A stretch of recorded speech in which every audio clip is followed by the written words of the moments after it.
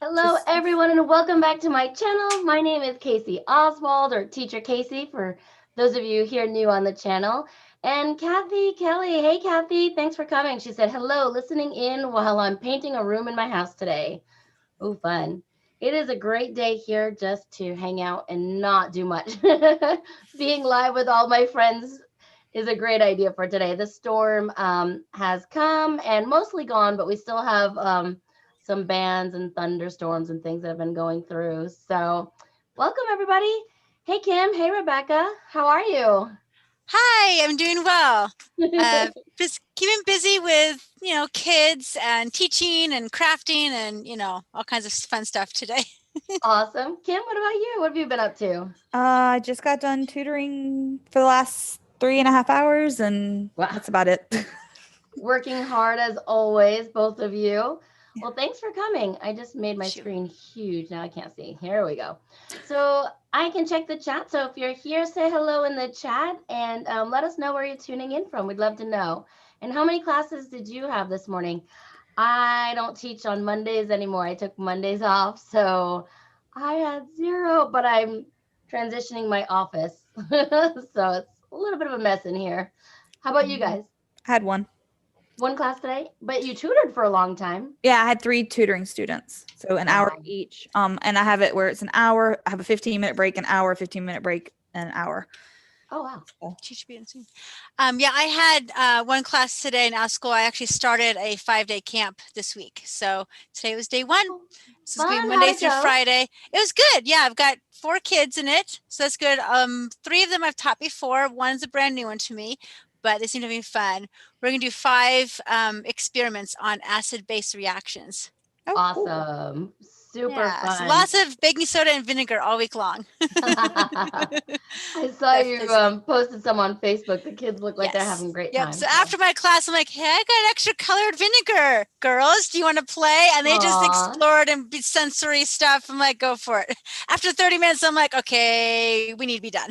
It's starting to get a little bit too messy and out of control. Let's just cap it off here before it gets out of control. A little stinky, I'm sure, with all the vinegar. Yeah, I mean, vinegar everywhere. It was whatever. And then Victoria tries to eat her baking soda vinegar salt mixture. I'm like, don't eat that.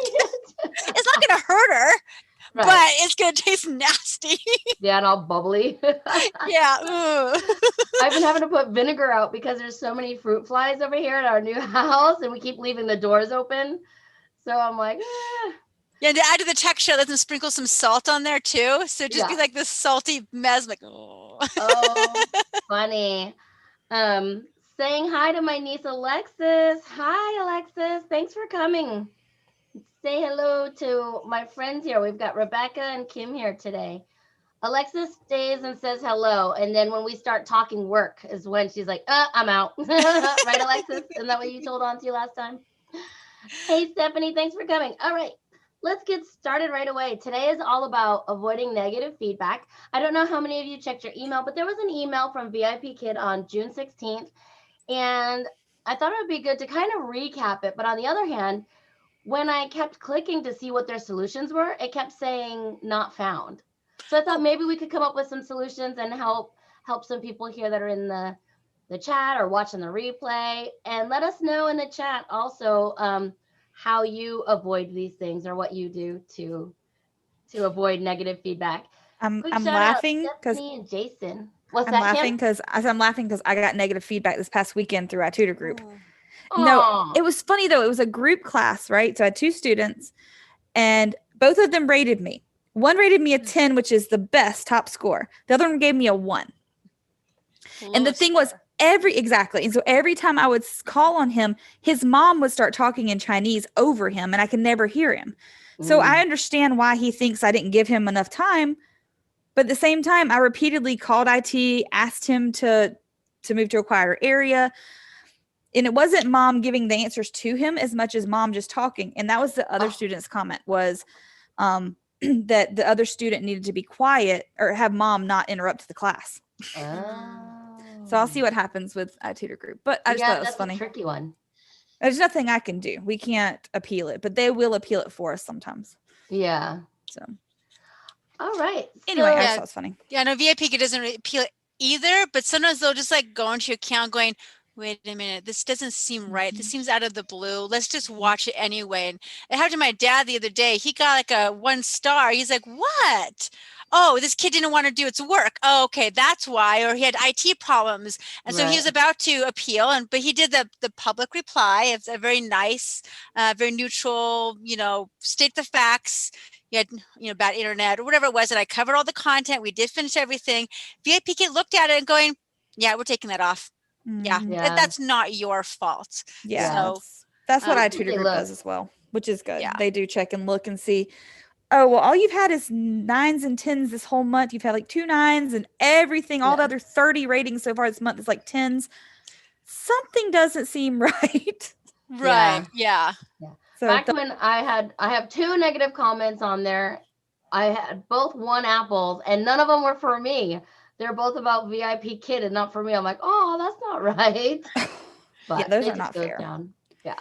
All right. So number 1 is low energy. And the examples they gave was being toneless, poker face, sleepy eyes, which let's just face it, sometimes you just can't help the sleepy eyes. Like, I get those. I try to put a little concealer on sometimes, lacking eye contact, which they were talking about the webcam not being in the middle. And it's funny because when I was going through my notes, I was kind of like down like this. And they're like, if you're too low or too high. And I was like, oh, let me just adjust my chair. Yeah. So you want to watch where your webcam is because it's really easy to be the bottom or the very top of your screen. And it's different for YouTube and VIPKid, like the length and stuff of where you're at. Yawning, resting your chin on your hand. Guys, I do that when I'm not tired. I do, right? Yeah, do this and then cover your yawn. And then you can come back. I'm the pro at covering my yawn, but sometimes I'm not good enough because I was like, are you tired today? Yeah, my baby was up all night. I'm sorry. And being distracted. So what do you guys think about those? I mean, fair enough, really. Those are valid concerns. Yeah.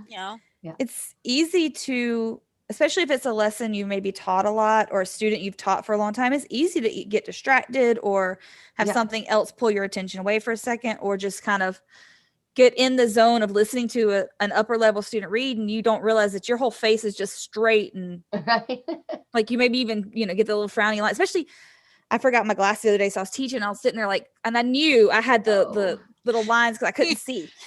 I'm blind. And so I was like, having to remind myself, no, open your eyes. Yeah. Definitely can be. I have found for the tired eyes, toothpicks. No, I need to get some of those, but just using like regular Visine, not the like red eye and all that, but just the regular one. I don't drop it in my eyes, but I have learned that if you're careful, you can rub it on your eyes while you're teaching. And if you're starting to feel like your eyes are tired, so I'll just like, while the student's reading, I'll be like, and I'll just rub my eye for a second and then I'll feel better. So that's an interesting just a tip. If you start feeling your eyes are really dry while you're working and you don't want to, you obviously can't stop the lesson and be like, all right, I got to put eye drops in. But if you just put it on your finger and rub gently on top of your eye, like close your eye and just rub gently, it works. Interesting. Sometimes different scents will keep me awake. So often I'll have like peppermint diffusing nearby, or I'll have a little spray bottle of some peppermint and just kind of spray the air around me. And that can like keeps me awake a little bit because it kind of smells like candy and just like, peps me up a little bit. So this is neither here nor there for it, but what kind of oils do you use? I use the Young Living oils. Okay, that's what my friend used to sell. Yeah. I like those too. I used to use them in my classroom. I put them in my kindergarten classroom, and I mostly use the allergy blend to try to avoid my bad allergies. So yeah, that's a good one. I went on Amazon. I bought these little spray bottles that fit inside them. So when it runs out, I'll put some drops in here with water, and I can just spray the air and just have it with me if I don't have like a diffuser nearby.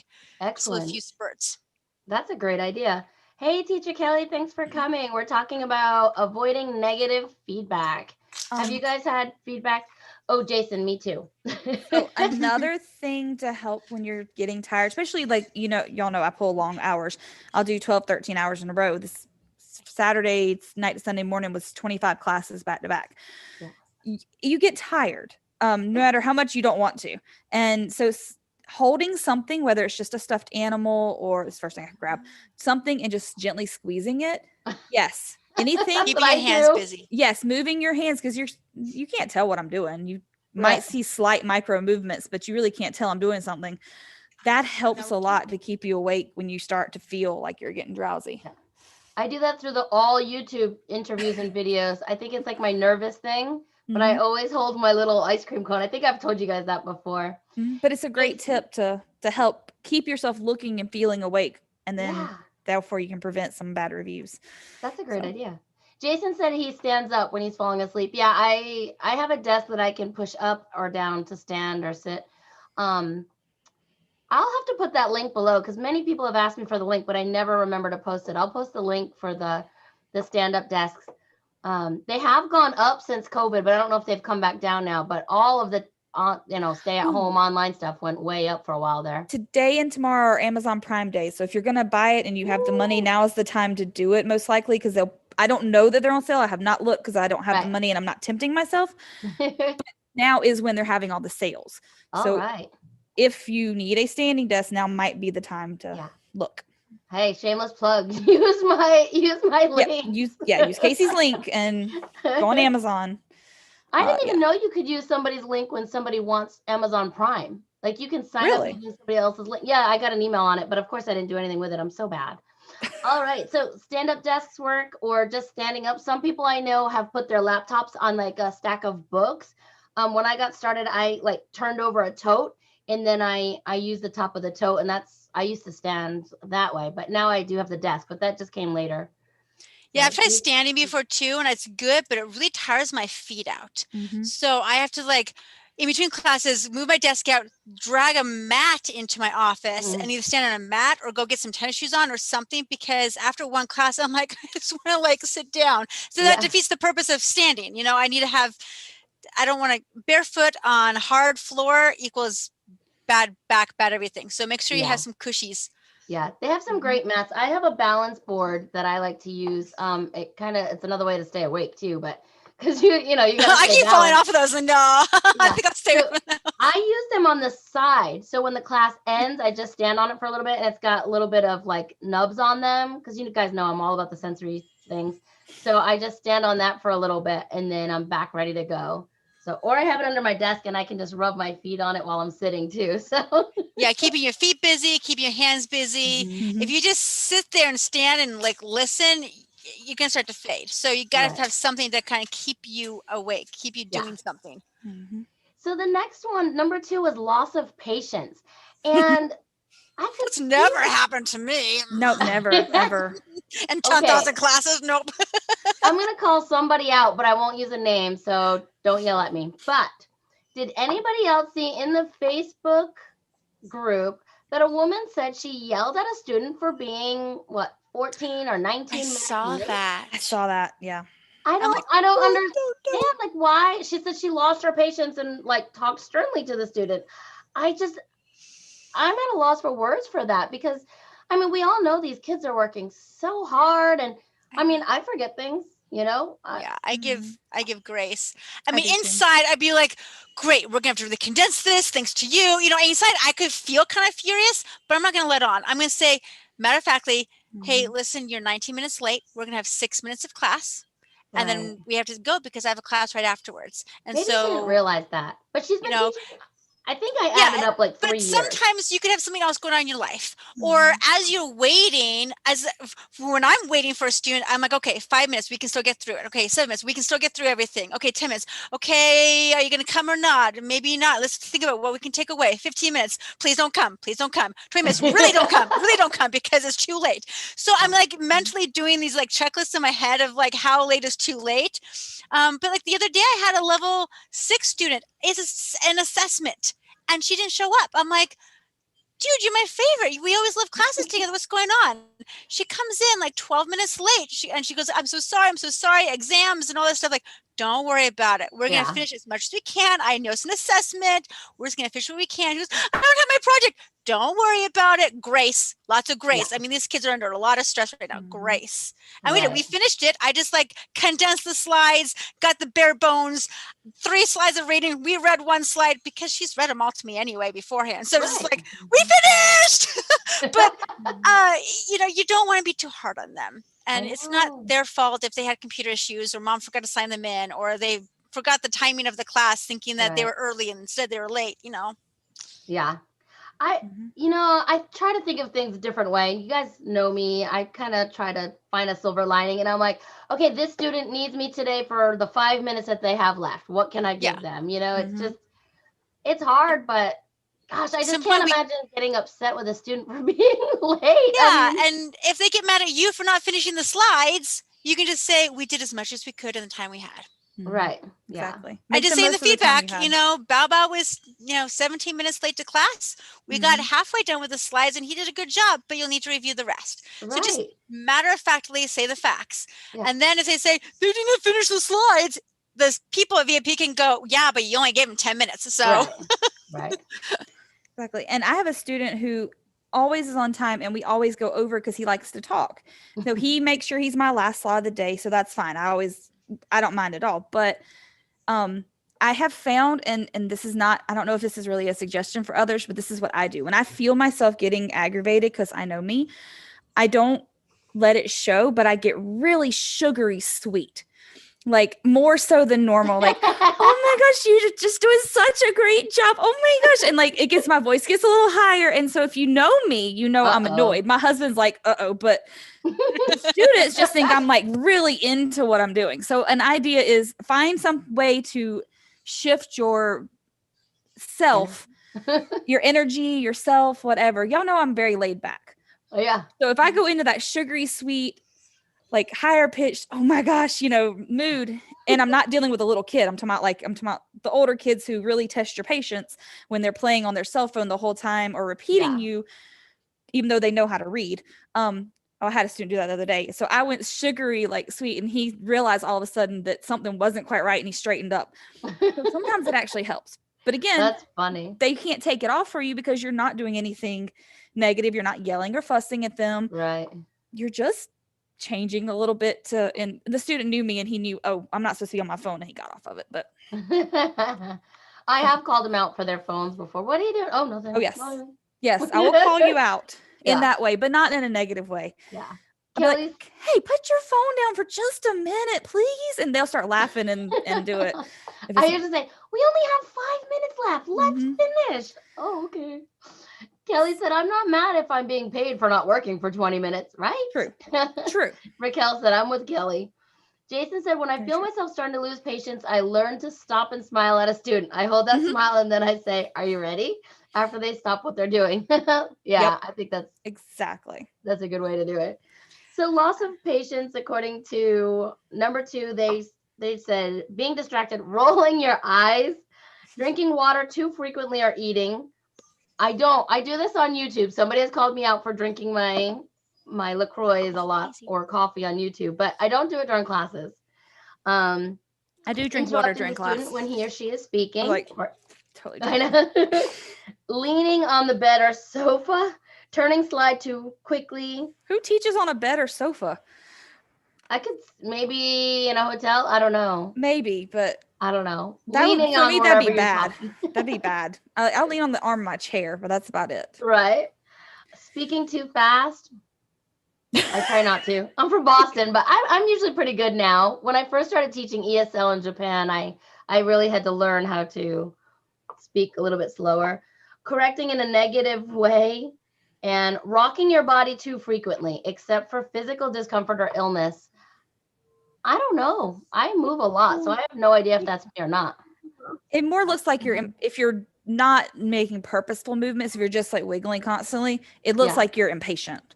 I can see that. I can see somebody thinking you're impatient because you're like, if you're constantly like changing big things, not like a little. Maybe don't sit on a bounce ball. Maybe just keep on. I've done that. I've taught on a bouncy ball before. It's actually not that bad, but it's very hard to keep yourself still and not bouncing. And then you look. anxious or Yeah. something. So. I can see somebody teaching from. I think if you have to teach like a better sofa, put pillows behind you so you'll look like you're upright. Yes. You don't look like you're like laying down and teaching. You make it look like you're in a chair. Because there's some teachers who have to teach from the living room and they have to teach on their couch, and that's fine. You got a cool backup behind them, but you just make it look.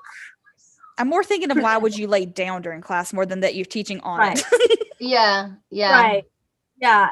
I will sit back in my chair and I have to remind myself that I don't look like I'm really engaged if I'm leaning back. So that's for between classes. Raquel, I was thinking the same thing. I move a lot when I stand because I shift my weight from hip to hip, but I haven't received negative feedback for that. But that's different from looking anxious. I can see the difference. You can see the difference, and kids know the difference too. I would think so.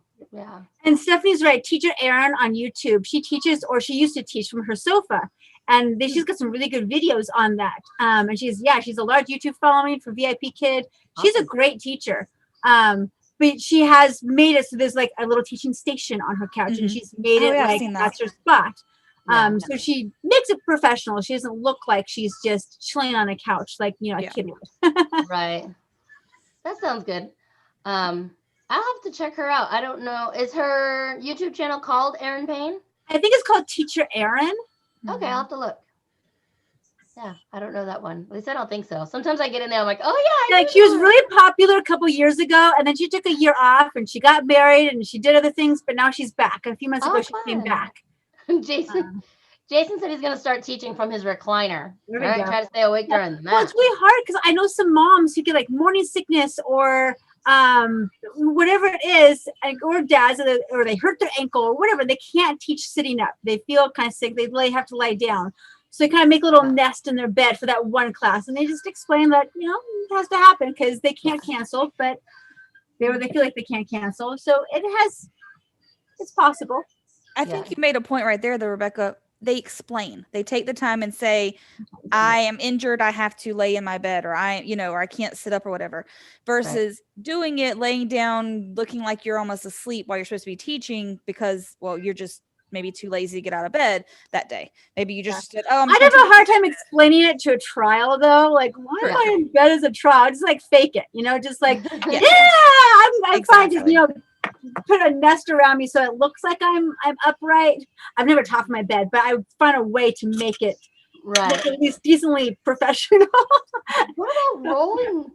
Would you roll your eyes? I don't know. Sometimes, they talk about that resting face and all, but I don't think I'm good at rolling my eyes. I would totally roll my eyes, but only behind something. I don't think I roll my eyes.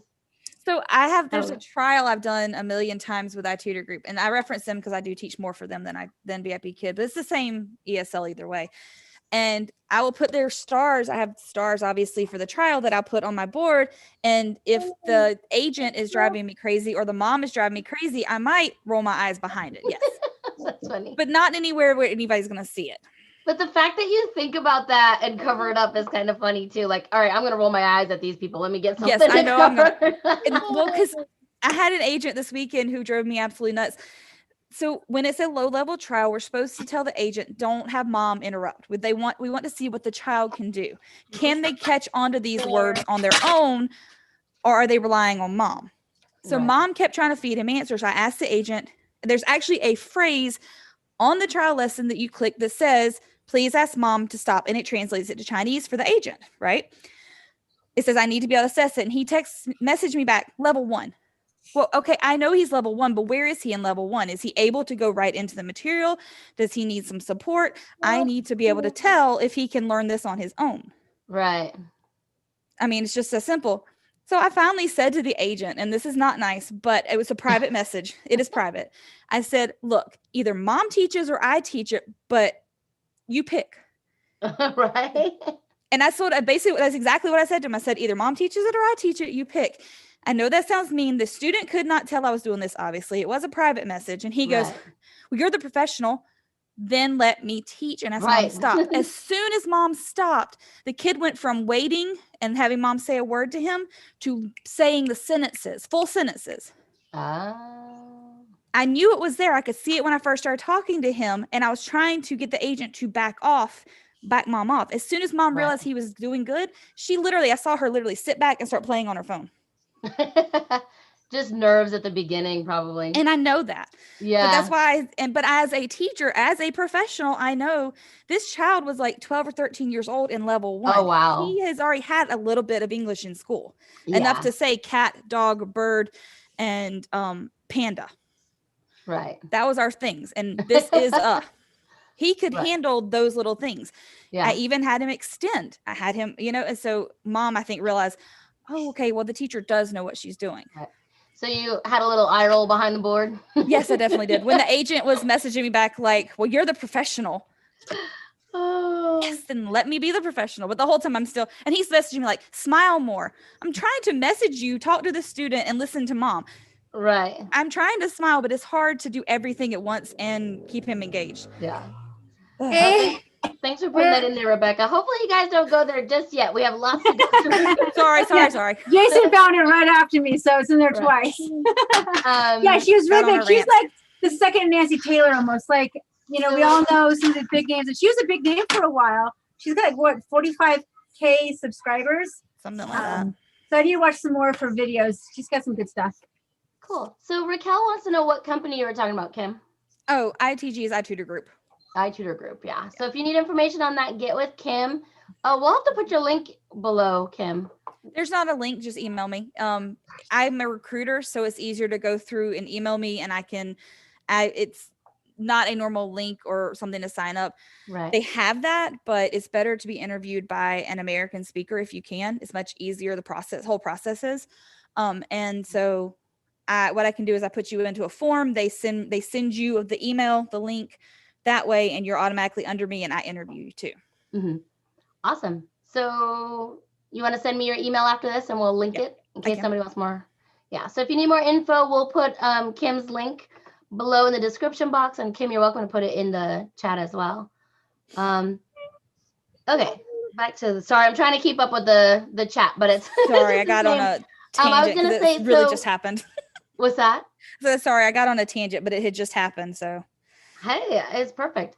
It's all about rolling of the eyes and loss of patience or not losing your patience. I guess you did really well handling that one. I was going to say something. I forgot. Oh, well, I'll think about it. All right. Number 3, encouragement issues. So they talked about like not having a supplementary reward, or the reward might be too advanced for this student. Or too simple. I once had a complaint that it was too simple. I'm like, I use it every single trial and the kids like it. It's gold coins. I stopped using it after that. I'm like, fine, you don't want that? I'll get rid of it. I'll find something new. It was a brand new student to me, but it just kind of spoiled that whole reward because the other people liked it. But okay, fine. I guess she was used to elaborate ones, but I'm like, you're level 2. I don't think you can do elaborate ones. Right. I mean, I've used the little ice creams for many of them, like as a reward, and they fall and the kids just think it's hilarious. Yeah. What kind of rewards do you guys use for? Now I stick to my bananas 99% of the time. They've got they're all different colors, and 6 of them have stars. That way I can either hold the whole thing up, they can choose out of the whole thing, or I can just hold up 2 of them and they choose of the 2. Yeah. They don't know that both of them have stars or both of them are blank. So I get to force what they have, right? But they have the choice of which color they want. And by having 6 stars, it gives me always a chance to hold 2 up with a star behind it instead of 5. But I always reveal, okay, you get 5 stars, you get 5 blanks. So I use it all for my trials. And if it's a new student, I'm like, let's just do bananas. If it's a higher level student, I'll say, here, pick whatever color you want. And here's the whole thing to choose from. So you can kind of scaffold this one reward. Yeah. So Jason, no one's ever said anything about it. Cause I'm like Stephanie. Jason said he never uses supplementary rewards. I'm like Stephanie, I'm too afraid not to, but I'm kind of so used to it. I use, most of you probably already know, but I have these. I have some with bigger numbers for when the kids get into the teen numbers. There's some really funny ones on there, so it keeps me interested too. So it depends on the level of the student. Usually, a lot of factors go into what I do. If I don't either have time or I don't think, like with trials or lower level students, sometimes I will just do, different stars. Maybe we'll do different colors. Or a good one is especially with a new student or a trial that's able to answer the questions, you can ask them their name and what they like. And then I'll put up different pictures of what they like on Manicam on here as a reward. So let's say they like cats. So I'll put a picture of a cat, and they like the color blue. So I'll put something blue. And yeah, so I'll do that. I'll do just simple if I feel like it. Depending on the student, I have some kids who I use Google Slides with, and they always ask for something. Like I have one student, he really likes different animals. So I say, can I see whatever animal today? And so we'll do that. It just really kind of depends. Now with supplemental classes with VIPKid, I tend not to use anything but stars on my screen because there's not always a lot of time to add in a reward also. Yeah. And then with trials, it kind of just depends. Lower level, I tend to at least do something. Higher ones, which I hardly ever get trials, but higher ones, I don't always pull in something, extravagant. Right. Now what I was saying a minute ago about the other trials, I have special ones because these are the same animals I'm reinforcing. So I'm reinforcing the animals through the reward because the lesson's not really long enough for most of the kids. Mm-hmm. So I will show them one, and then I'll make them say, what is it? I'll ask them, what is it? Make them say a full sentence. So it really just depends on what class and all. Yeah, I used to just use like Walmart birthday things or stuff I had from my classroom. Like when my kids were little, my son had Hot Wheels. So I took 5 Hot Wheels, put them in a baggie.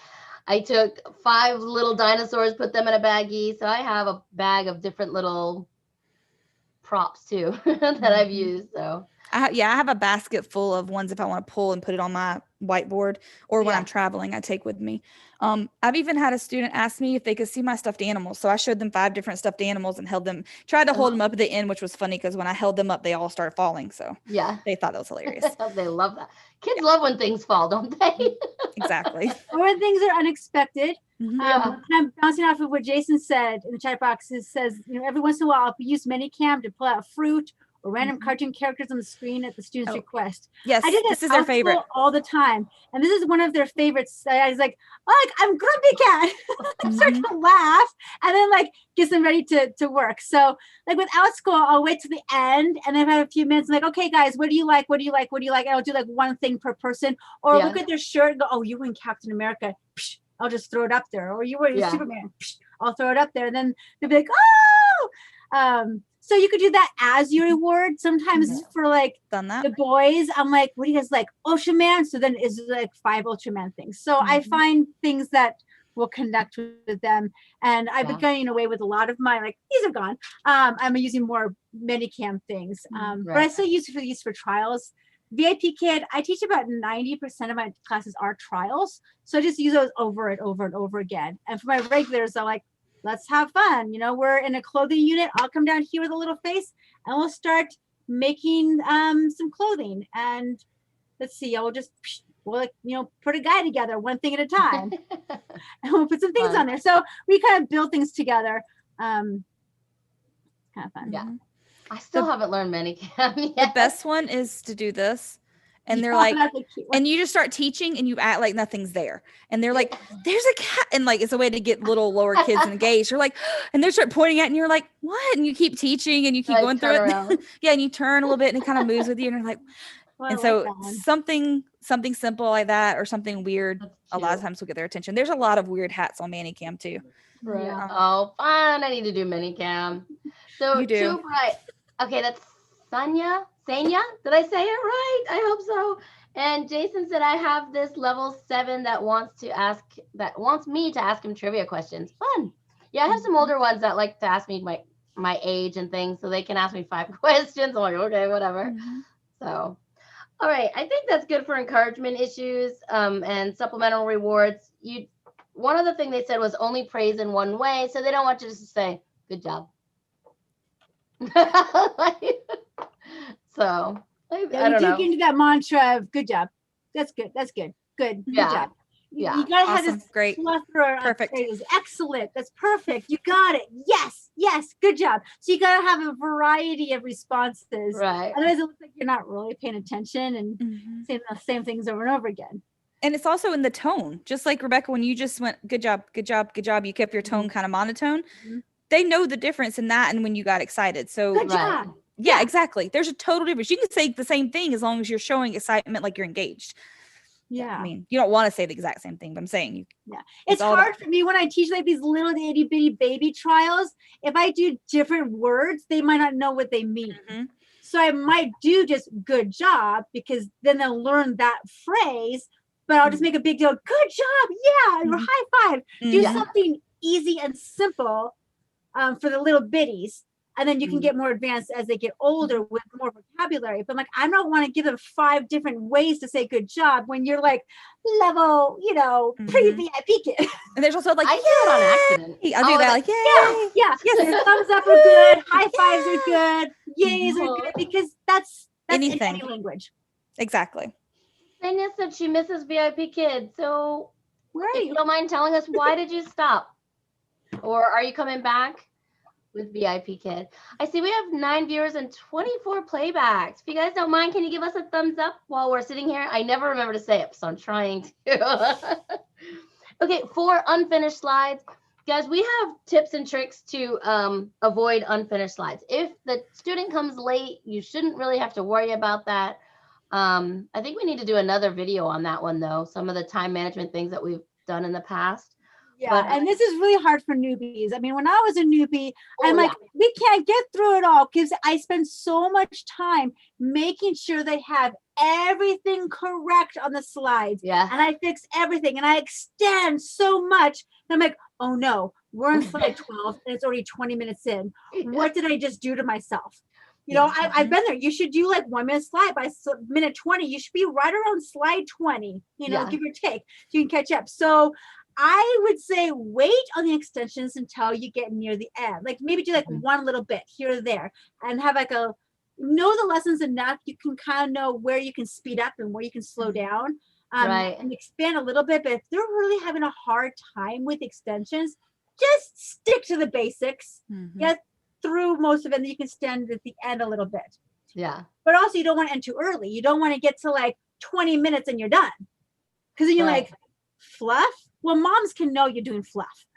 Yeah. Well, it's a way to kind of space it out a little bit or throw in some extra games in there or whatever. But, you kind of have to, it takes practice. It takes a lot of, it does. It's hard for like the first month to get the flow of it. But then you're like, okay, I got the flow of it. And VIPKid is one of those companies where you have to go fast, I think. Some of the other companies like Bling ABC and GoGoKid, they're a lot more conversations based. And I tutor group too. Slides, sometimes I tutor group. The slides are bare bones. They're like one word. Oh, and they say one word. And so you're like, eight slides for a 40-minute class. 8 slides for a 40-minute class. Wow. I'm used to going like fast with the VIPKid. The other ones I'm like, slow down. You got lots of time. Slow down. Right. Because we'll finish way too fast. So then when I go back to VIPKid, I'm like, speed up. Exactly. Oh, that's funny. Hey, Kristen. Aloha. Welcome from Hawaii. Nice. I'm jealous. Raquel said, done. I always forget when I'm watching live. Senya says, I print a sheet that had 100 ways to praise a child. Oh, fun. Raquel, this is great. She said her favorite phrase is, we'll keep practicing that. I write that in feedback. But we'll practice that next time. Don't worry. We're going to keep reviewing it because they do. They keep reviewing the same things for the next 6 lessons and they have their assessment and another 4, 5, 6 lessons and assessment. So you're going to repeat it. Jason, that's funny. Feel like you're falling behind, bring out some games. Do the dice game and just do 1 or 2 questions per thing. Yeah. Or if you've got a really slow reader and you've got 5 pages of reading, you say paragraph 1, paragraph 2. Which one do you want to do? Yeah. And then you just choose the shortest one. Great. You do 1, I'll do 2. And then and then you share it. And then the next page, you do 1, I do 2. Yeah. So they still practice, but you also kind of go through a little bit faster and they learn how to listen. So, and you know what? It's not taking away from their reading. I have learned that you are showing them really good fluency. And I've had this little guy for, I don't know, almost 200 lessons now. and his reading has gotten so much better. But we popcorn read every single class because he was just such a slow reader. And I was really worrying that I knew it was helping in other ways. So I was a little bit worried that it might slow him down a little bit. But I'm telling you what, he has caught on and can read almost all of it now in the last like week or so. I'm like, it also builds the confidence. It does. Go, I succeeded on that paragraph. Yes. And then take a little break and listen and then come back again. Sometimes I try that and they just want to keep reading everything. I'm like, you can share with me. You don't have to read everything. Like, we're falling behind. So I find other ways to kind of shorten it. But, you know. The supplemental, was it story times? I can't remember the names of the supplementals. But one of the supplementals has you do the popcorn reading in one of the lessons because they read the same story so many times to practice the fluency. In the same lesson. Yes, and to practice the fluency. So they have you do the popcorn reading, and it's a great way to go back and forth. I do not approve of it in a full classroom where kids are randomly called on it builds anxiety in children, but in a lesson like this, one-on-one, yes, perfect. It's wonderful to popcorn back and forth and build it. So. Oh, Senya, I'm so sorry to hear that. So, well, maybe if you're ready, you can come back to VIPKid. But yeah, I understand you couldn't give them 100%. Yeah. Well, sorry to hear that. And Jason said, he says, oh, you're smart. We aren't doing this baby activity if he needs to shorten it up. That's kind of funny. Like, you're doing so great. We'll just kind of skip past this slide. You got this. I don't think I've ever done that one. Do one or two things on the slide if you need to. Hit the key things on the upper levels. They have the word bank where you're supposed to write the words. Give them 1 or 2 words to write, not all 5 or 6 or 10, however many they want you to write. Right. There's nothing wrong with it. Pull the ones that maybe they had some trouble with on the last slide and have them write that one. Yeah. And even in the unit assessment, it says, can I spell all 700 words? I'm like, we spelled 3 and they did great. So full point. Exactly. You know? So you have to use your teacher discretion of going, we're running out of time. I know it says can spell 5 to 7 words. We're just going to give them 2. And if I know that they can do more than this, I'll give them full credit because we got to keep moving on. Exactly. And also the last thing I'll add is before we move on is make sure you're watching your slide number. It's fine to be like knowing that you're going too fast and you need to slow down. But if you're not looking and watching that slide number and knowing exactly when you're coming up to that goodbye, you do not want to be on the goodbye before 24 minutes. Been there, done that. I'm like, yeah, because then it's like, oh, and then it's obvious, really obvious that you're, and then you have to backtrack or you have to try to like extend. There's lots of ways to extend going throughout. One of my go-tos. There's a lot of goodbye slides. There's like you have your new class in 5 minutes, and here's your goodbye slide, and here's the blank slide, and so you're like, whoops. So you have to think backwards, like 3 slides to go. That's kind of where I need to stop. Right. So, and a good way to extend if you need time filler, ask them what their favorite season is. I will show this and go, what's your favorite season? And they can tell me. They might at lower level go rain or sun. I don't expect them to say summer, winter, fall, and spring, but something. And it helps to, what do you do then? Like simple questions, but you can extend with that. That's like my go-to extension for every student because it works so well. Let's see. Yeah, Raquel, I do the same thing. She likes to point out feedback in the parents or point out in feedback to the parents how important listening is as a student progresses and move on to exams. Yes.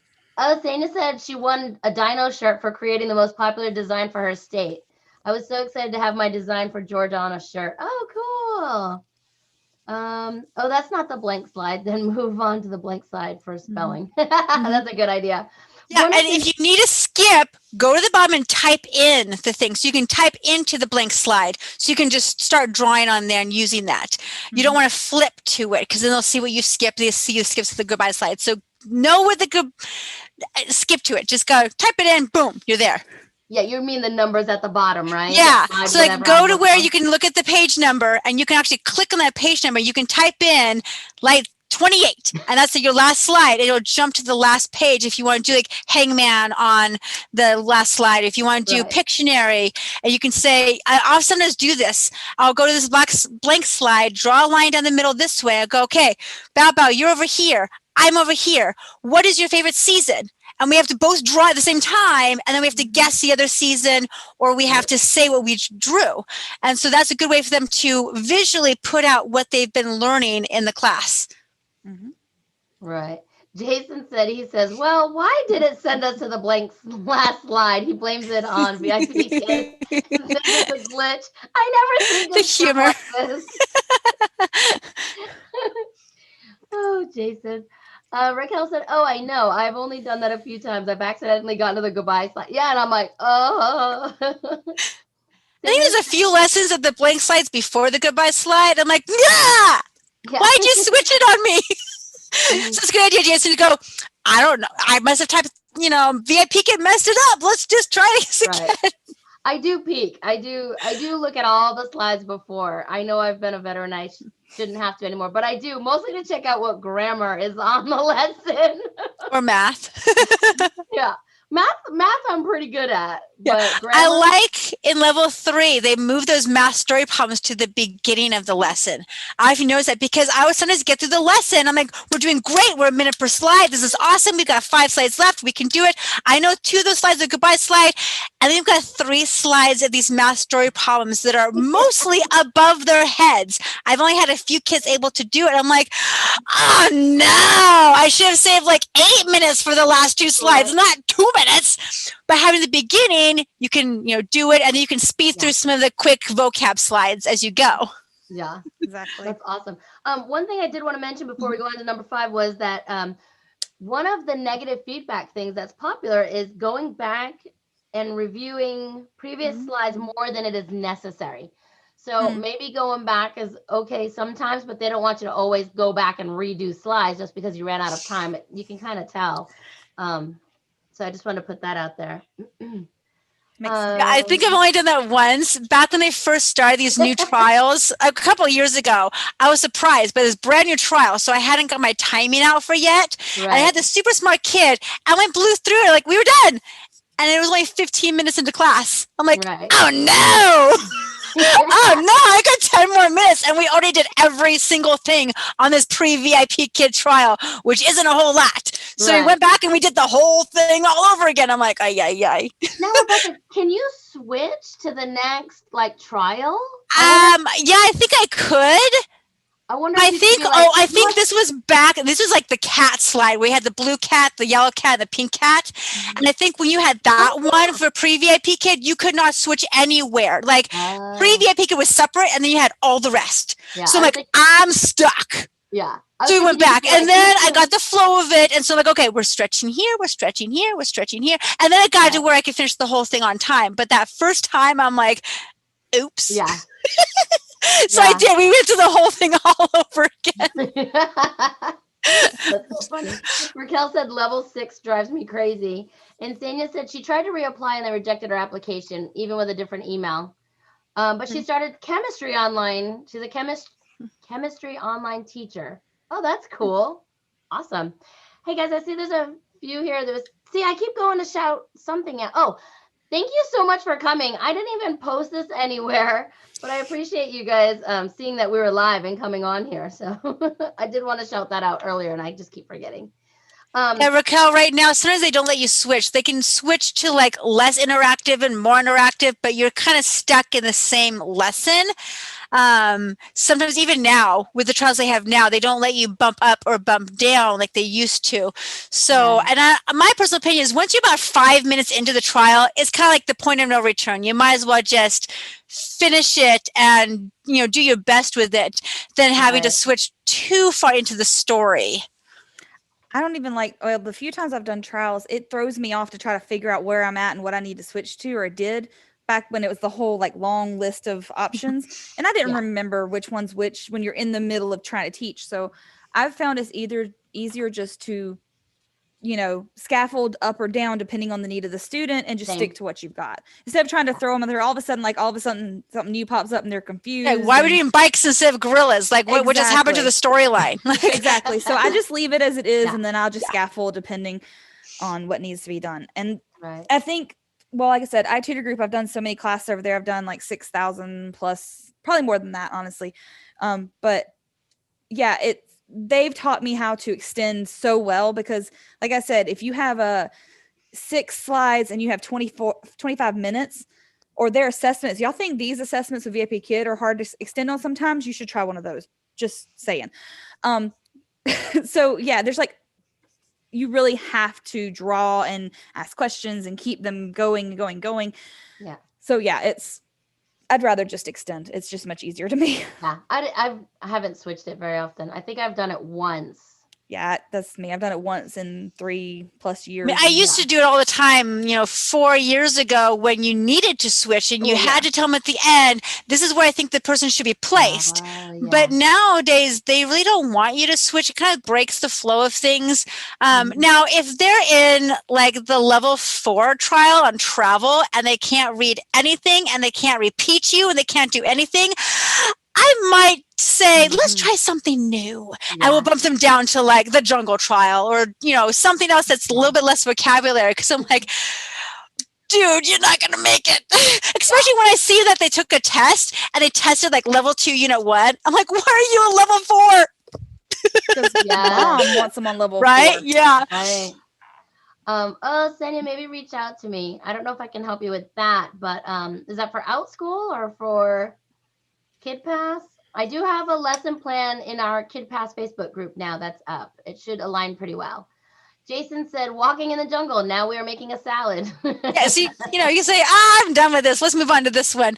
Yeah. But then you have to flip through all the beginning sides. Hello, Dino again. Hello, this again. So, I mean, you just laugh it off. You make them feel comfortable in your class. And that's the big point. You make them feel kind of at home in whatever happens. Yeah.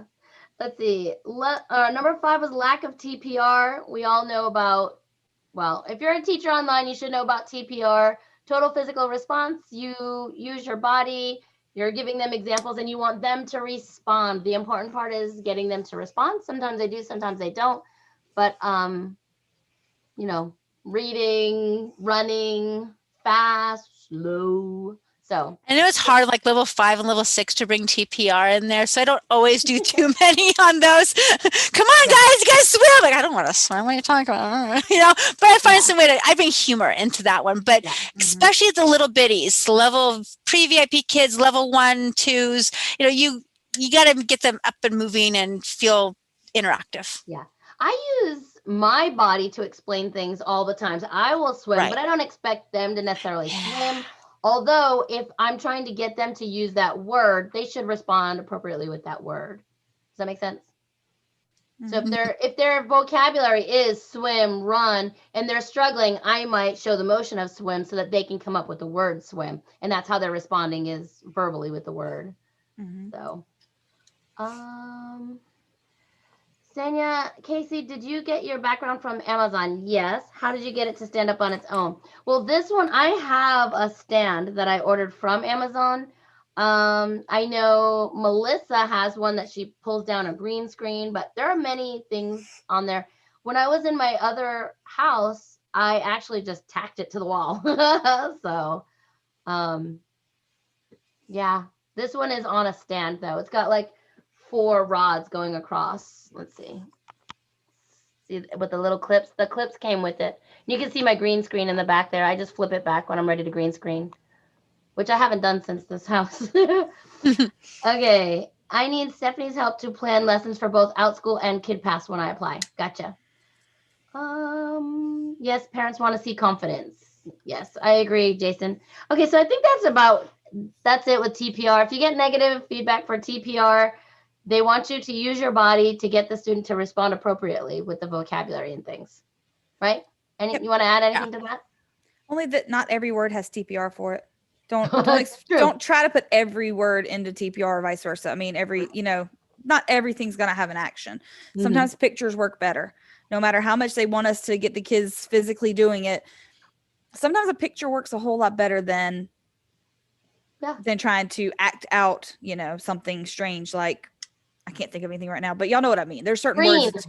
Yes. I'd rather just pull out my green star than try to act. Let's how do we TPR green? How do we TPR color? So yeah, exactly. That's terrible. I have pins. I have pins that are colors. So I'll do show them pins, and it's great because I can pull out like a few of them and be like, is green? No. Green? No. Green? Yeah. And just simple like that. They like that. The kids think it's so funny, especially if they think that you don't know it. Like if you get the kid believing that you don't know the right answer.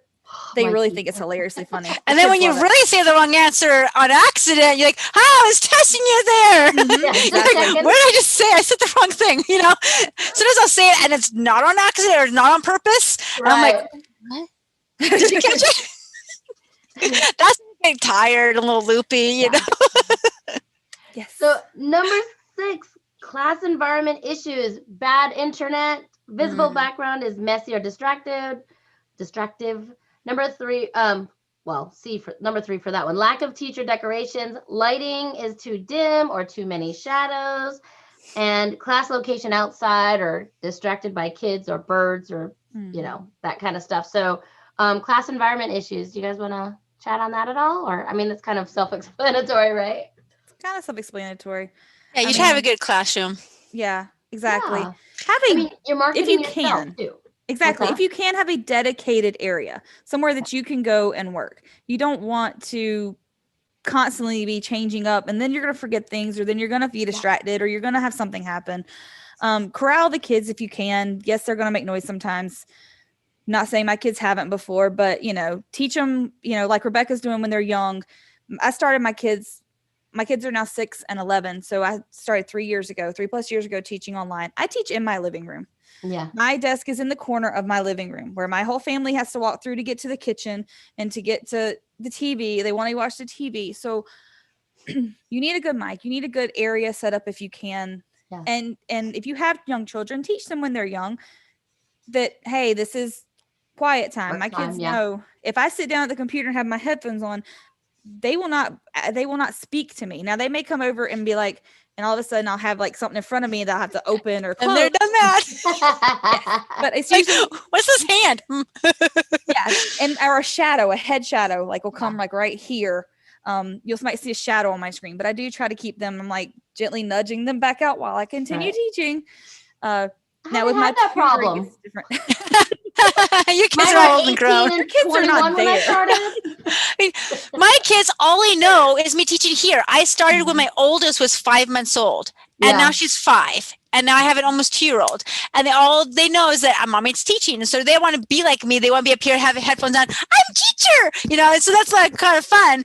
But they know that when I'm here and I'm in here, like they leave me alone except for quiet things as much as they can. But they also know when I say bye, they say mommy. It needs like 2 seconds to like take my headphones off, finish feedback. That's not your code word to say mommy. That's funny. They know. Exactly. And my kids know if I need them, like my son, since he's 11 now, sometimes if I need him to get me something like water or something while I'm teaching, I will reach back here and I'll just like casually knock on my wall. My son will just quietly come out, and then on my whiteboard I'll have written, or I'll like just point at this in my hand, like with nobody else can see it, and he'll come out, he'll get me what I need if I'm in the middle of teaching. What a kid. So because VIPKid classes are usually shorter, but I do have those hour-long tutoring classes, and sometimes you'll go, oh no, I drank through all my water really fast today because I was talking a lot, and or my throat's hurting, and so he's great about it, about helping me out when I need it. And he actually, when my husband was working out of town, he'd put his sister to bed. He'd make sure if she needed something, he'd help her get her back to bed. So great kid. But just train your kids is what I'm saying. If you have young kids, it is doable. You can teach with them. When I first started, I only taught when they were sleeping. And then as they got a little older and they learned mom's at the computer and not to talk, then I was able to expand my schedule and not only have to teach at night. So, wow. So we only have 2 more things to go over. If you're still here, say hello. Sorry. Going back a little bit, lighting is a big thing. I mean, I've had to work really hard on the lighting. This is with like 3 lights. If I did turn off my lamp and I turn off my other lamp, this is what I taught him for like 2 months when I moved in here. And I'm like, okay, we got to work on this lighting, don't we? It's like, I'm in this black hole, and so I look very dark. And so if I had to get a lot of like weird lights, and they just know to leave them alone. And I had like 1 or 2 for a while, and this kind of worked, but it's still kind of like shadowy and bright. So I did get a big one. So you have to play with your lights a little bit. You won't be able to get it perfect right away. It takes time to get it how you want it. Right. A lot of trial and error. And then every time you move, it's like, oh no, got to start this all over again. But then like occasionally the power will go out And I'm like, okay, well, we're going to do this just from like my laptop thing. And I look like a ghost. And I'm like, yeah, I have one of those lanterns too. And I'm like, okay, guys, we're just going to teach like this today. My power's out. So here we go. And then we'll go, okay, that's fine. And I have my lantern too. But you can do a lot from just the computer light, but it's not the best. Just explain to them that I have no lights in the house today. Sorry. Emergency. Yeah. I moved my light just before we started this. So I'm like, I don't even know how it is right now, but I have one box light that I use. It came in a pack of 2, but they do take up a lot of room, but it's really easy that I can just kind of shift it. Speaking of outside noises, can you guys hear the construction next door that just started? No, I only hear my baby crying, so I'll leave pretty soon. I hear my husband nap time's over. To come out of the bedroom. Now, when I first started teaching, I only had an overhead chandelier, and then the bulbs would start blowing, and that's all I had was overhead light and then computer light. So I had my brightness up as bright as it would go, and that was all I had for a good 2 years of teaching. The lamps I have now, I have one on each side because I have a really big computer screen. So I have one on each side of my computer screen, and it's the perfect, to me, amount of light. This is how I look day or night. Now, if I cut them off now, it'll look a whole lot different than if I would cut them off at night. See, even without them on, because I'm in a really bright room, you can still see the light. But if I was to teach at night, it'd be very, very dark in here. So these are wonderful lights. And the really cool thing about these lights, I've had these bulbs in there for almost a year now, and they have not blown one time. Nice. So these are great lights from Amazon. They're not expensive. They're the telescopic neck, so you can adjust them. So I have them actually pointed up, not at me. Nice. I mean, you can see there's a little bit of glare. Maybe one day we'll do a bring your light to YouTube Don't tell lights, How you do everybody jump on and show their lights and why they like them. But when I first bought these lights, I went ahead and bought their placements because the bulbs are like $10 a piece. I have yet to have to change them. Now watch them blow soon, but still, I mean, almost a year. That's good. Like one of the worst things that happened to me is when I come to my office, I turn on my light and like the lights above me burnt out. I'm like, oh no. Okay, I got 5 minutes before class. Quick, go grab a light bulb, get on my thing and change it real quick. I just like, These are the bulbs I'm using, and they're natural. They're the natural light bulbs. And I found I tend to suffer from depression during the winter because, you're inside, it's dark and all that. These have natural light, and I have not had that this past winter using these. Nice. So that's good. Excellent. Extra bonus. They are technically fluorescent, but they are the daylight bulbs. There's these kind, and they're wonderful bright lights that. Nice. But you definitely do not want them on your face, and don't look into them because my family will look into the light and then they're like, I can't see anything. I'm like, don't look in the light. That's why they're shifted up. Yeah. Raquel is still here. Hey, Raquel, thanks. And Kathy is still here, and Senya is here too. Sanya's got to go. Thanks for coming. We're almost done. Number 7 was interaction issues. Not responding to students, lack of eye contact, lack of rapport, lack of praise, reading only what was on the slide and not doing anything else, and not following up on questions. It's kind of the same thing. So for me, I would say, build rapport. It's easy to build rapport at the beginning. I usually take a couple of minutes. I use a whiteboard at the beginning. I ask them their name, how old they are, and then like in little bubbles, I write what their favorite food is, what their, things like that. And then in feedback, I say like, oh, today Bao Bao said he likes, I don't know, eating chicken, blah, blah, blah, blah, blah, and his favorite color is blue. And then that's it. That's kind of it. Hey, Jason. Jason's still here too. Yeah. That's what I was saying earlier. Like, if they say they like pink, okay, we have a pink star today. And then, oh, I like pandas. Okay, well, here's pandas. Oh, I like the panda. It's my favorite. Can you tell I teach the panda trial a lot with that tutor group? I actually have it on my favorites. And then they're like, oh, I like, let's say they like pizza. So I'm going to pull up pizza and I'll throw a piece of pizza up here. And I'll just shrink it down so it's not in my way. And this is their reward when I first meet them. And then I put them in I haven't eaten lunch yet. Sorry. Quit with the food. I eat all the time in my class. I'm an eater. I eat all the time. And the kids think it's so funny. And then they try to eat it first. They try to get to it before you can. Does anyone else keep snacks near their desk? Yes. I eat real things between class, but I eat fake things all the time. Okay, let me just tell you really quick. These are great for birthdays because I stick a candle in it. It's not a cupcake that's going to go bad.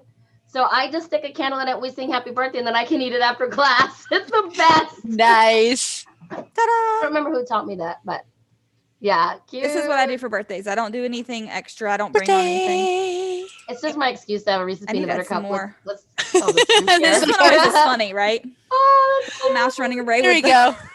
the cake. Or we'll have a chocolate cake. All right, or if it's a dino birthday, we have a dino one. For birthdays, I'll bring out my little cakes. 1, 2, 3. Let me eat them. Exactly. So I have cute. it. I need to get that one separate. I have it as the total one, but not separate. So yeah, I found them separate, and then I put birthday 1, birthday 2, 3, 4, 5, so I can know that they're labeled in the right order. Because one time I did them all out of order. I'm like, it worked, but it's like nah. I'm like, what is it doing? What? It's spelling. There it is. This one's pretty cool too. Like we can do if they are like. I'll give them choices of cupcakes. This is another easy reward to help engagement. Kids love food. So you can give them, I'll give them, okay, do you want 1 or do you want 2? 1 or 2, and they'll pick which one they want. I want the blue one. Okay. And then I'll just shrink it on my screen. And that's another easy, simple way to engage them, get them to tell you what they like. Yeah. I even have some funny ones like foods are great because it's gender neutral. Exactly. You know, I've got princesses. I've got, My Little Ponies, but those are kind of the girl things. So I'm like, what do I have for boys? So we go food. There you go. That one's kind of funny. Cool that they understand our food or their food. Like we have a lot of similar names, or they've heard of pizza. If you put pizza up, they know what pizza is. Yeah. So I think that's. And I'll talk about like, what do you like in from China, especially like the level 4 trial where it compares foods, Chinese food. So I have some Chinese foods too, different dumplings, and I have noodles. So I try to throw in some Chinese, typical Chinese. We're making Casey really hungry. I already ate my lunch. I don't know about you. It's 3:00. I haven't eaten lunch yet. I'm gonna get I ate my lunch earlier between classes. That's why I did that 15-minute breaks on with my tutoring so I could eat something real quick. Okay, number 8 is the last one, and it was lack of smile. And let's see. I'm gonna scroll down to this one. Lack of smile. They say the behavior for lack of smile. You're too shy, tired, timid, or nervous to smile. Not having a good day or bad mood. I'm gonna say you're gonna have to check that at the door. The teacher rarely smiles. Encourages students without smiling. So good job. I can't even do it. Or a fake smile. I'm always smiling. Awesome. That's good just job. a thing for me. Great. Yeah, it's just that you're not attentive. Like you don't even care. It becomes to me. It sounds mine becomes sarcastic if I'm not smiling. If I'm like, good job, awesome. It's sarcasm. It really does come out more as sarcasm versus. Yeah. I don't think that's my thing at all. So now I will catch myself. It's probably I'm too excited or too loud. Well, I will say that I will catch myself in some of the upper levels when they're reading, and I'll be listening, and I will realize that I haven't smiled for a good minute, and I'm like. Oh, because I'm focused and concentrating, and it's not that I don't mean to be smiling, and I'm not like really serious. I'm just kind of like listening, but I've never gotten the not smiling feedback either, though. I mean, even with any company, but yeah. I try to go back and forth between looking at the student, looking at the slides, and looking at me. If I look at me and I'm like, I don't like what I look like, my eyes are drooping, or I'm not smiling, I'll fix it. So I'm kind of looking at myself when I teach to gauge, oh, that's what they see too. Okay. And I look back at them, I look back at the slides, but I do look at all three. Yes, I'm more likely to be looking at myself unintentionally than looking at them. Actually, when I set my screen up with VIPKid, because we're at the top, I usually put myself right under my camera. Because if I look in my camera, I actually don't look like I'm looking at you. Right. I look like I'm looking up. If I'm looking straight at me or at the student, so I'm looking at both of us, then I actually look like I'm making eye contact. Yep. And the other platforms where you're off to the side, I'll kind of shrink the window down and bring it to the middle. I think Go-Go Kid's like way on the left. I'm always looking over here at them. And then I'm like, I'm not looking at, the camera. So I shrink down to like half of my screen, and then I shift the whole thing over so that pictures are right underneath my camera. Or if I'm using my external camera, I'll take my external camera and go, and I'll just shift my camera over so that it's lined up right in front on top of it. As you can see, we've been here for an hour, so my seat went because I'm too heavy. So I do have to pull it up between classes. And I'll start shrinking. Candy, hey Candy. Candy said I nod while the upper levels read, so it looks like I'm actively listening. Yeah, I try to do that too. Yeah, I agree with Raquel. When I'm teaching the younger kids, I smile so much that my face hurts. These trials, I smile so much. Then I get to level 5s and level 6s. I'm like, you go for it, you read, I'll listen. And sometimes I do forget to smile because I'm just letting them lead the so much that I'm like, yeah, go ahead. Keep reading for the next 2 minutes. Okay. And then all of a sudden your face kind of naturally just kind of drops a little bit because you're focused. You're listening and intent. So and you're like, oh, I better start paying more attention. Yeah, I've never gotten any bad feedback on it though, because I think they realize that I'm listening and focused and catching mistakes or asking questions. And that's when my hand goes to my chin a lot, is when I'm listening or really focused. So that's A couple years ago, I used a reward where it's like shake an egg and find a star, and inside's either a necklace or a ring.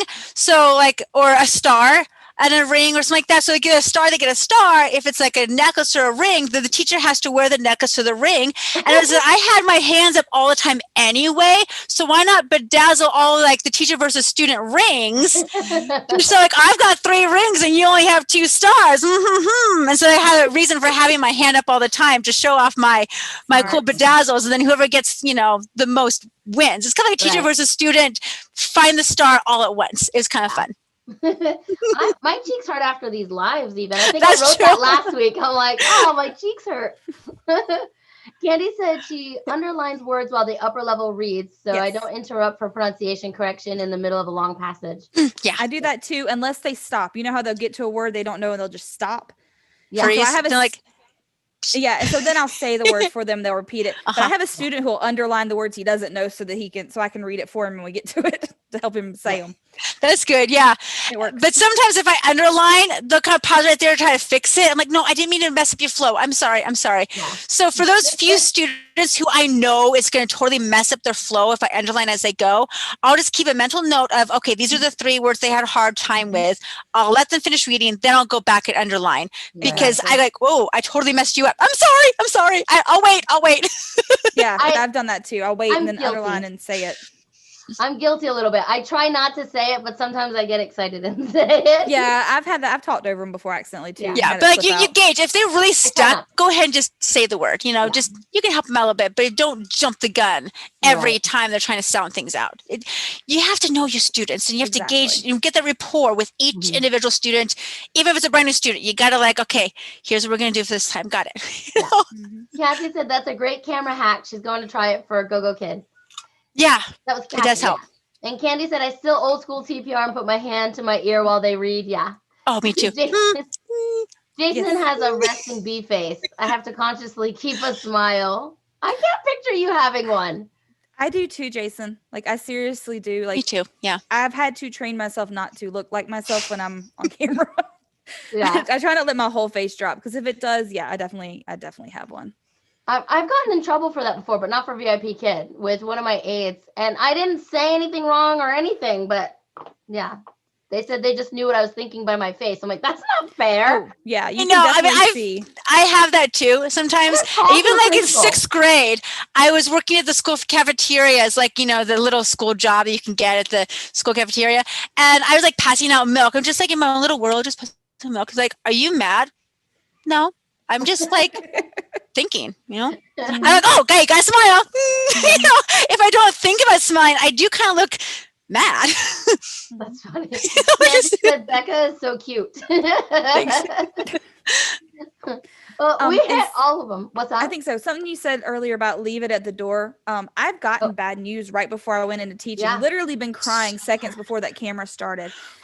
And you have to just switch gears. You really do need to have your persona and build your persona when you're online teaching because you cannot bring that baggage into the classroom. I mean, I literally was just like, had tears in my eyes and I did not want to be wiping tears, obviously. Right. Yeah. And luckily on the screens, we're really small. So they couldn't see that there's tears leaking out while I was teaching. Right. But I kept going, smiling, and nothing ever came of it. But you have to just let it go. and teach. And this is, and then break down afterwards. Right? Break down goodbye, camera off. You know, then Exactly. you can break down, but you have to kind of put that face on. You got to put your teacher face on. Exactly. And expect it to be a huge breakdown, because when you hold it in for that whole time, it's going to be ugly. Yeah, exactly. It is. But and then give yourself permission to break down. You know, it needs to happen. Yeah, I agree. But yes, you have to just, my kids will say, there's different moms. There's mom, and then there's like Kina is in my daughter's in one of my classes, and she's like, "Hey, teacher Kim," when she comes into the class, because I'm not mom right then, and she knows it. I'm not going to be the same as I am when I'm teaching online. I have a different way of talking, way of acting. My husband's like, "Don't use your teacher voice on me." I got fussed at that yesterday about that, because I was using my teacher voice, the way I say and pronounce certain words, because I'm used to enunciating more when I teach online. And I was doing it to him. He's like, "I hate when you do that." I'm like, I even tell my dog, I'm like, why do you have to make me bring out my voice? Exactly. Sorry. I can't. That's funny. It's not intentional. Yeah. Let's see. You're doing it. Because the way I do my inclination of voice. Yeah. So I'm like, that's funny. Raquel said, "Me too. I found my oldest cat had passed away. Literally found her in the bathroom 20 minutes before a full morning of classes. Oh, it was tough, but the student had no idea." Exactly. Oh, you have to. You can't let them know. It's okay if they're having a bad day, and you need to be sympathetic, and you need to let them express themselves. But it's not up to you to let it all out on them or show them. Right. And make sure you have ended the class before you mom. Thank God that's over. So it's like, I'll close the camera, but I'm like, oh shoot, I wasn't muted. Yeah, my first thing, y'all, when I'm ending class, I finish class, literally as I do that, at the same time, I have one hand on my mute button, one hand on my Bandicam cover, and then I can say whatever I want. And my family knows. Y'all, my daughter is so funny. She will come over here to ask me a question when I'm teaching or tutoring, and she'll come over here and hit my mute button if she knows I'm not talking right then, so she can ask me her question.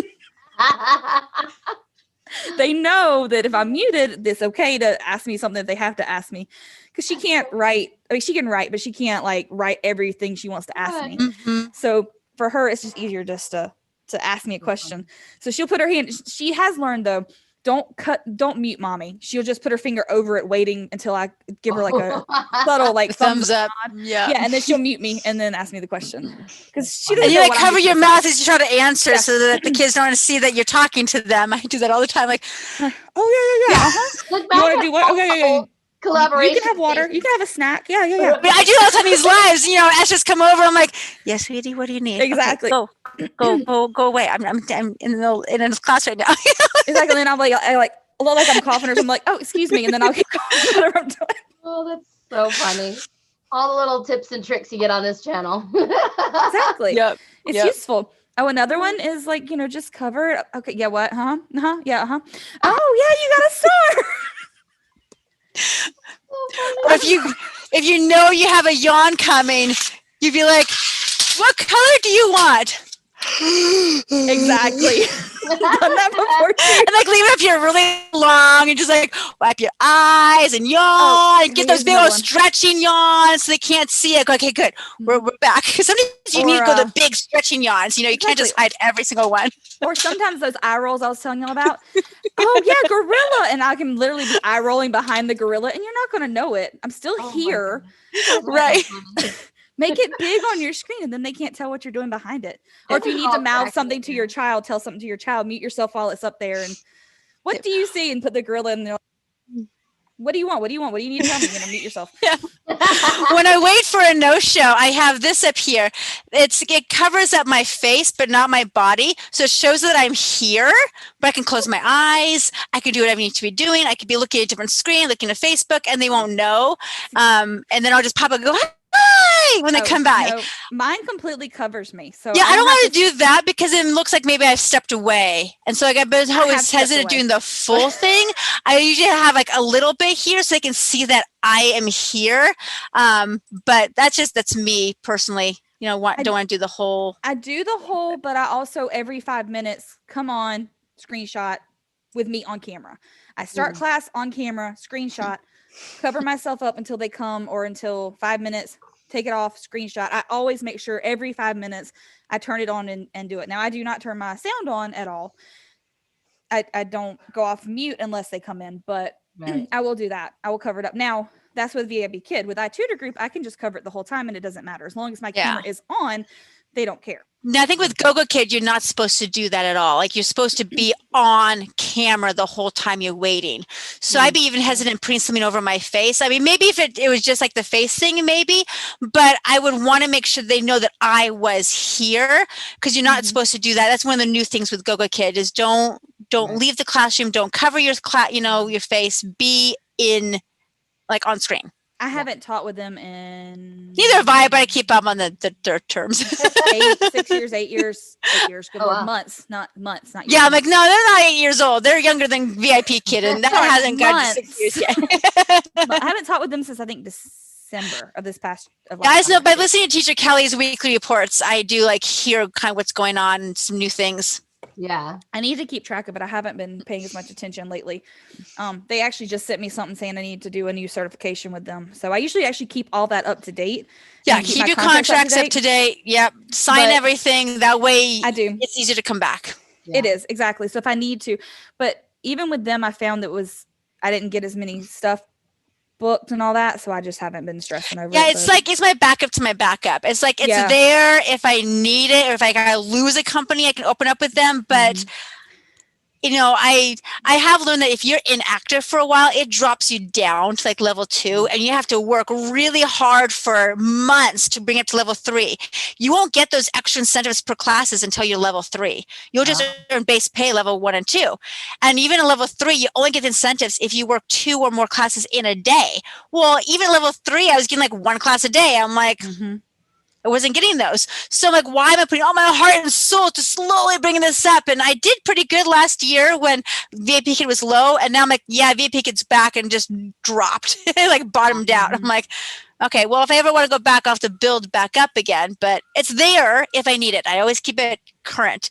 But I think in 2 years, I've only taught 100 classes with VIPKid or GoGoKid. You've taught more than I have. I've taught 30. Yeah, I've taught 10,000 with VIPKid. So that's my primary company. I've taught 50, well, not counting whatever they took away from our actual count, but I've taught like, I think it says 1,500 with VIPKid, and then I've taught like 6,000 with With VIPKid, I go to like that payment tab where it has like your tiers, because where you have your tiers, that's the real count, including your no-shows. If you go to the My VIPKid, that's just as scheduled. So I'm going off of like the tiered level, what tier you're on. I haven't that in a while, so I need to look and see where I'm at. I was like, yeah, I made you to tier 10, and I'm topped out. Okay, let's just keep going. Like. Yeah, I think I'm in I'll never get those incentives anyway. I've cut way back. So I'm in tier 6 with VIPKid. I'm in tier 7 with iTutor Group. iTutor Group, though, I do like the difference with pay is if you teach the X number of classes, like, there's so many, and then you get a pay bump on the next set with VIPKid. With iTutor Group, all your pay goes up with that next bump.